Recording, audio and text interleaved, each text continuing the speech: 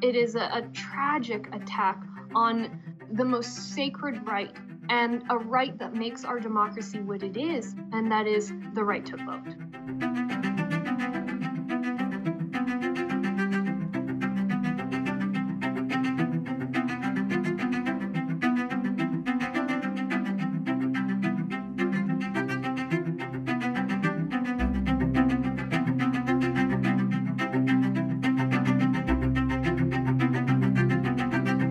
We had the highest turnout in a generation. It was beautiful, and it was folks from both parties that voted in historic numbers. So the people that are trying to pass this voter suppression legislation, obviously they think that passing it is going to disadvantage the urban areas, is going to disadvantage the Democrats.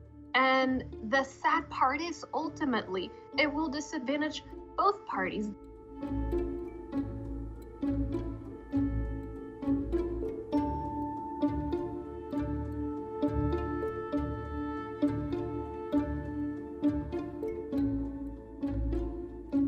So why are folks at the state level trying to micromanage the number of machines we can use in a county of 5 million people? Because they know that doing that is going to create long lines, especially in urban areas. And that is going to deter people, especially working people, from voting who can't afford to spend multiple hours waiting in a line just so they can cast their ballot. These bills attack anybody who works a frontline job in non-traditional hours, anybody who leads a busy life that is less than leisurely.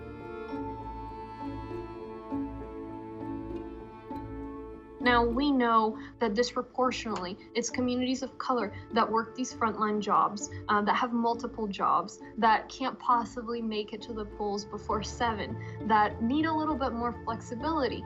And we also know that many times those are communities that vote a certain way. And so that's where it becomes very clear it's about disenfranchisement.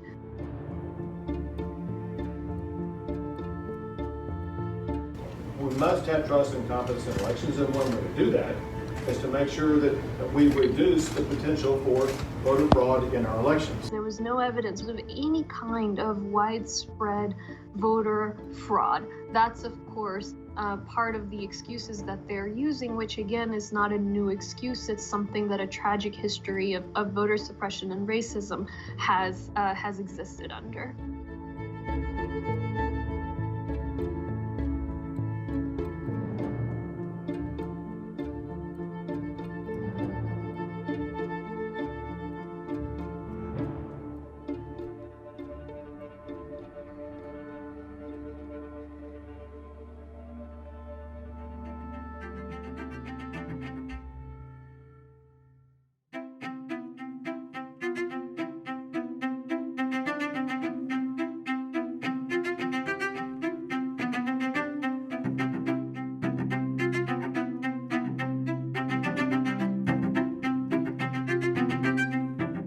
This is the time when we have to stand up and protect those democratic rights, and we have to protect that pathway to accountability that is the ballot box. So I'm going to keep fighting for accessible and obviously secure voting for everybody in my community. Democrats, Republicans, Independents, whether they agree with me or not. Everybody should have a right to vote.